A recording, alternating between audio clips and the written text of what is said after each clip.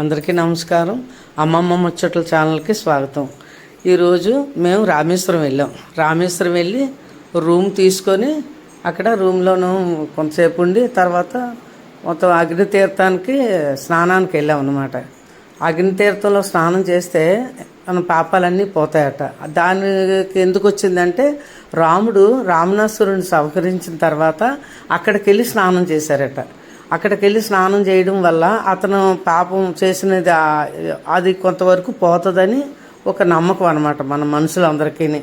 మనం కూడా అలాగే అగ్నితీర్థం దగ్గరికి వెళ్ళి మనం స్నానాలు చేస్తే అక్కడ సముద్రంలో మనం స్నానం చేసామంటే మనం తెలిసి తెలియకుండా చేసినవి అయినా కూడా మనకి పోతాయి అన్నమాట.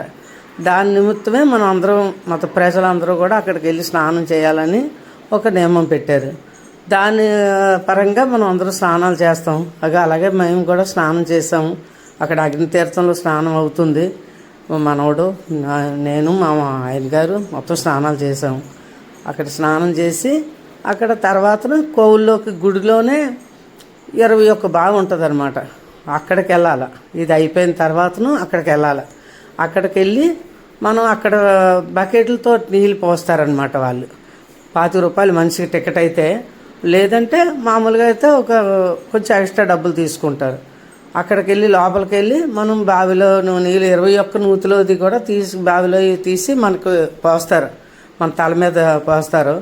అయిన తర్వాత అప్పుడు కోవులకి మళ్ళీ రూమ్కి వచ్చి ఫ్రెష్ అయిపోయి బట్టలు అవి మార్చుకొని మళ్ళీ దర్శనానికి వెళ్ళాం. దర్శనానికి వెళ్ళిన తర్వాత దర్శనం బాగా అయింది. స్వామి దర్శనం అయితే మాత్రం చాలా బాగా అయింది. అక్కడ వీడియోలు అయితే తీయనివ్వలేదు. అందువలన మేము పైకి వచ్చిన తర్వాత ఫోటోలు ఎదుగు లైన్లో ఉన్నాం.